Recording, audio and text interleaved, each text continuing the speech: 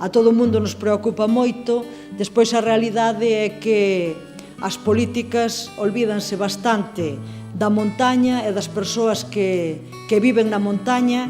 Os pastores e labregos conservamos o medio ambiente, recuperamos tradicións ancestrais, limpiamos os camiños, evitamos incendios e, sobre todo, facemos máis fermosa a paisaxe.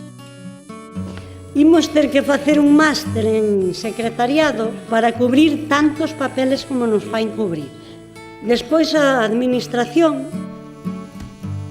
no canto de axudarnos, estános a meter medo, porque cando van a dar algunha charla por ali, vas historia da PAC, eu creo que nos están a meter medo para que non protestemos. A xente que fai estas leyes debería, antes de estar aí facendo as leyes, tiñan que haber sido gandeiros e pasar pola miña explotación.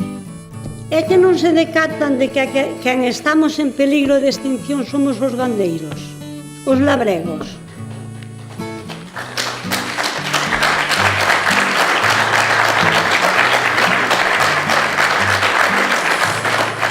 Os premios que me deron, de que me valen a parte de orgullo personal e telos colgados ali na casa? Porque para outra cousa, deron unha medalla ao mérito agrario, supuestamente porque era unha explotación modelo, supuestamente. E resulta que esta ano van e denegan o CES, o contrato de explotación sustentable, denegan-mo. Isto sí que son unha muller emprendedora. E resulta que o museo, emprendedora, si damos o premio.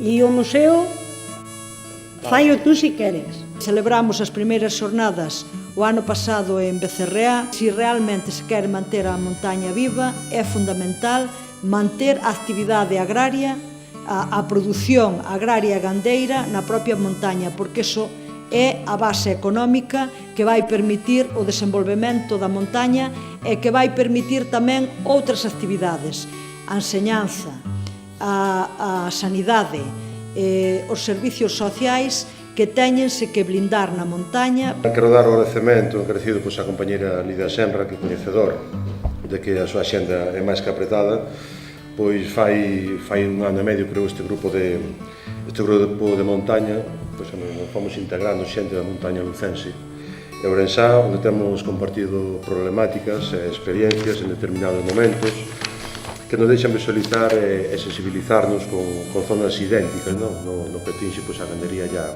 agricultura. Como non, congratularnos tamén do traballo que estás a facer en Bruxelas a prol da pesca, a prol do cervo, a prol do leite, ese traballo fortísimo que estás realizando contra o TTIP, que tamén é moi importante. Aquí a loita contra a despoblación estamos la perdendo por goleadas. Sin embargo, quedan aínda exemplos de estoica resistencia que, como decía o Xión Lamoneira, conservan e habitan estes montes irados. E penso que hai que romper eses esquemas de que na aldea non se pode vivir. Porque si antes, cando os pobres estaban cheos de xente, e vos contaba a mañá, non? Eu tuve unha ocasión de vivir eso da Beceira, de que iba ca miña nai, e vivín todas esas historias. E aquelo era un rebumbio aos povos, unha alegría, unha cousa. E logo, a medida que viñeron as carreteras, que viñeron as infraestructuras, que viñeron os parques empresariales, a medida tal, vaise abandonando e desaparecendo todo. O sea que hai algo que non ten moita lógica ni explicación. Entón, penso que está todo na nosa cabeza. E non quero ser demagogo, pero cal é a compensación que teñen a xente que se queda nas zonas de montaña? Cero. Sacaron un decreto que as explotacións de menos de 25 vacas van a ter dificultades para acollerse ás axudas de incorporación e mellora das explotacións. En Galicia, polo menos, a Red Natura engloba todas as anteriores figuras, é dicir, que todos os parques galegos, todos os monumentos naturais galegos, todas as pescas protegidas galegas forman parte desa Red de Natura. Os incendios apáganse ao longo de todo o ano e no inverno con traballos de prevención e demais. Nos anos 90 gastábase unha media de 30 millóns de euros en extinción de incendios. A comenzos do ano 2000, do No novo milenio viñase gastando unha media de 60-70 millóns, estamos en 160 millóns. Recuperar o binomio prevención-extinción. Daquelas destinábase aproximadamente o 70% para a extinción e o 30% para a prevención. Os modelos, tanto no agro como ambientais, sempre foron modelos impostos desde fora.